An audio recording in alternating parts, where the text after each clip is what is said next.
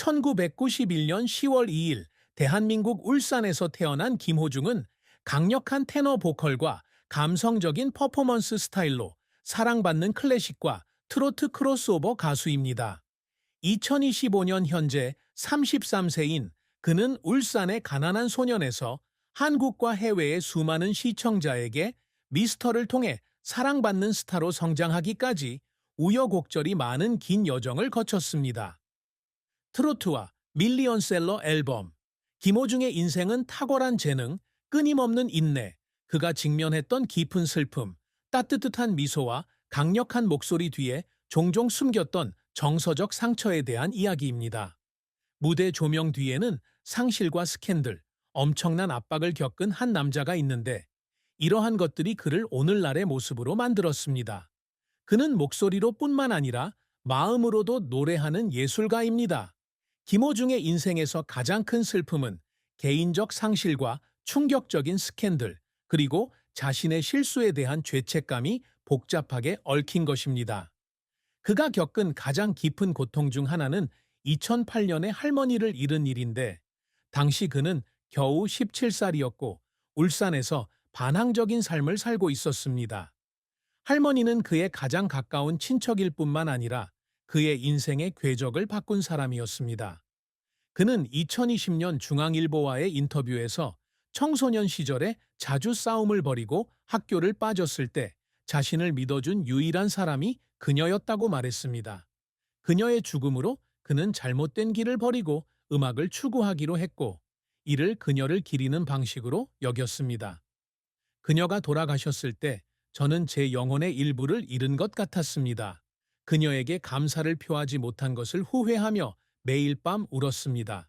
그는 Immortal Songs의 한 에피소드에서 공유했습니다.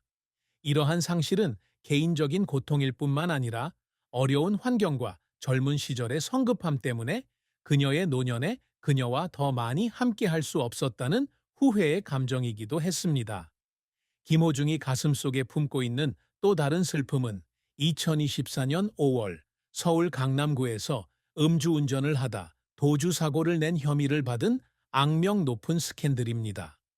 이 사건은 2024년 5월 9일에 발생했는데, 당시 그는 택시와 충돌한 후 그 자리를 떠났고 나중에 매니저에게 자신을 대신해 책임을 지라고 지시했습니다. 경찰은 그와 그의 매니저 사이에 전화 녹음 파일을 발견했는데, 그 안에서 그는 당신이 운전자라고 말해 라고 요청했습니다. 이번 스캔들은 그가 2023년 터키 시리아 지진에 5천만 원을 기부하고 2022년에는 하늘정원 단체에 6,750만 원, 상당의 홍삼 제품 500개를 기부하는 등 자선 활동을 통해 쌓아온 자선 스타의 이미지를 산산이 조각냈다. 그는 2024년 11월 재판에서 음주운전과 사고 은폐 혐의로 징역 2년 6개월을 선고받았고, 이 판결로 인해 심한 우울증에 빠졌다. 그는 2025년 초 보석으로 풀려난 후 공개 사과문에서 저는 저를 믿어준 모든 사람을 배신했다고 느껴서 울었습니다. 라고 썼습니다.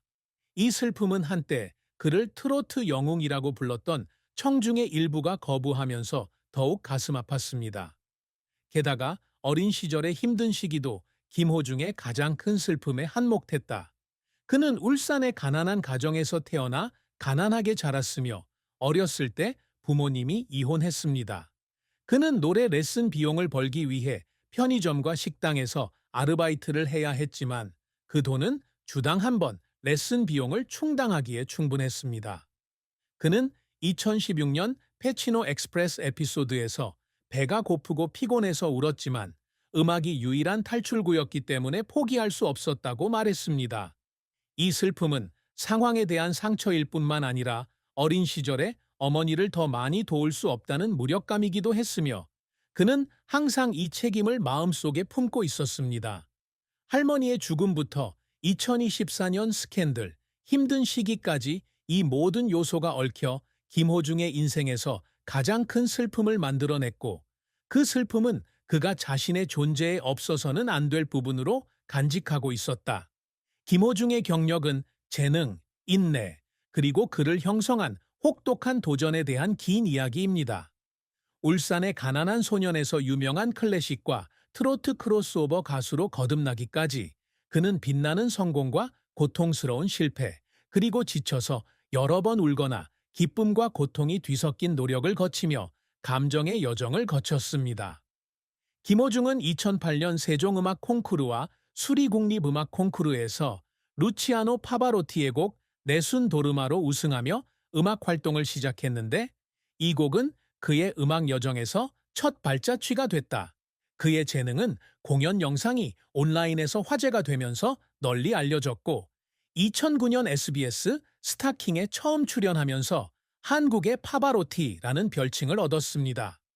그러나 그에게 가장 큰 돌파구가 찾아온 것은 2020년 그가 미스터에 합류했을 때였습니다. TV조선 트롯에서 4위를 차지했습니다. 그는 우승하지는 못했지만 강력한 테너 목소리와 진심을 담은 연주 스타일 덕분에 전국적인 현상이 되었습니다. 그들의 데뷔 앨범 어어우 2020는 50만 장 이상 판매되어 가온 앨범 차트에서 1위를 차지하며 새로운 트로트 스타의 탄생을 알렸습니다.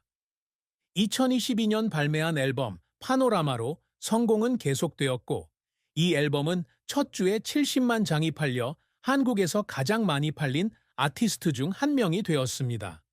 김호중은 2022년 6월 9일 사회복무요원으로 전역한 이후 대형 프로젝트로 관객들을 사로잡고 있다. 그는 2023년 이탈리아에서 열리는 행사에서 오페라의 전설 플라시도 도밍고와 함께 공연했고, 서울에서 열리는 특별 콘서트에서 피아니스트 이루마와 협업했습니다. 그는 또한 2022년에 루치아노 파바로티 재단과 안드레아 보첼리 재단의 최초의 아시아 홍보대사가 되었는데, 이는 국제 클래식 음악계에서 그의 영향력을 입증하는 연계입니다. 2025년 KSPO 돔에서 열린 아이덴티티 등의 그의 콘서트는 수만 명의 관객을 모았고, 이는 그가 단순한 가수가 아니라 문화적 아이콘이라는 것을 증명했습니다. 그의 앨범 더 클래식 앨범 1 and 2 2020는 클래식 보컬과 트로트를 완벽하게 융합시켜 2020 멜론 뮤직 어워드에서 올해의 아티스트를 포함한 수많은 상을 수상했습니다.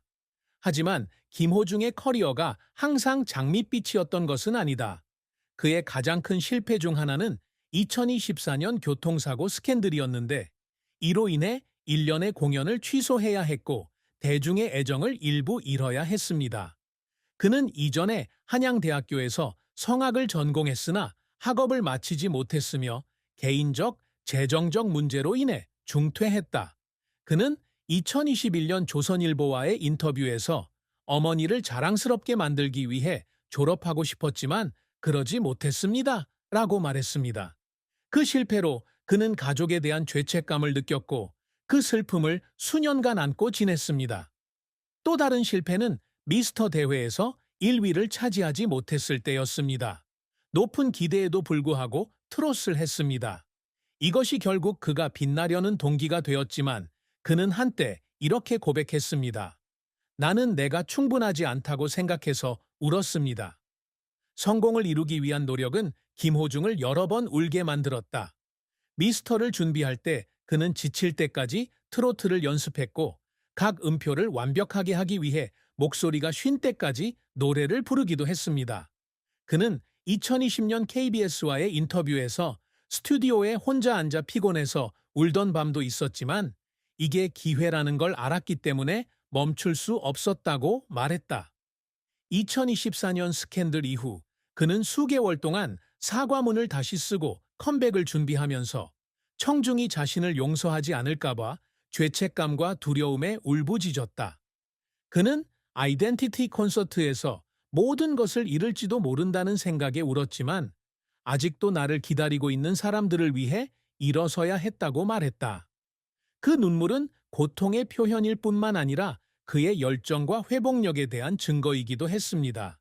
그는 넘어질 때마다 일어나서 큰 소리로 계속 노래할 준비가 되어 있었습니다. 김호중은 재능 있는 가수일 뿐만 아니라 뛰어난 비전을 지닌 사람으로 평범한 명성을 넘어서는 업적을 이루기 위해 항상 노력합니다. 그가 세운 목표는 자신을 주장하는 것뿐만 아니라 한국 음악을 기리고 미래 세대에게 영감을 주는 것이었습니다. 그는 그 꿈을 이루기 위해 쉼 없이 일했지만 그 길이 힘들고 적지 않은 희생이 필요했습니다. 김호중이 항상 이루고자 노력했던 업적 중 하나는 한국의 트로트와 클래식 크로스오버 음악을 세계에 알리는 것입니다. 그가 등장하기 전까지 트로트는 종종 시대에 뒤떨어진 장르로 여겨졌으며 가정 내에서만 활동하는 것으로 여겨졌습니다. 미스터와 함께 트로트와 우리 가족나 파노라마 같은 앨범을 통해 그는 이 장르를 부활시켰고 이를 클래식 음악과 결합하여 독특한 스타일을 창조했습니다. 그는 2022년 연합뉴스와의 인터뷰에서 트로트가 노인을 위한 음악일 뿐만 아니라 한국적 영혼의 일부라는 것을 전 세계 사람들에게 알리고 싶습니다. 라고 말했습니다.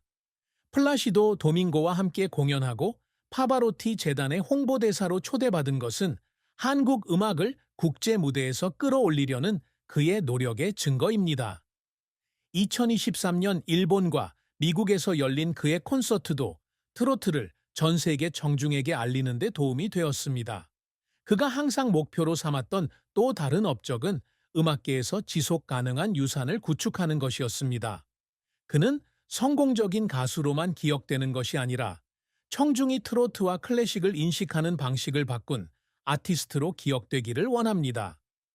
그의 클래식 앨범 1, 2 등의 앨범은 고전적인 보컬 기법과 트로트 감성이 완벽하게 어우러진 음반으로 이명웅, 이찬원 등 젊은 아티스트들에게 벤치마킹 대상이 되었습니다.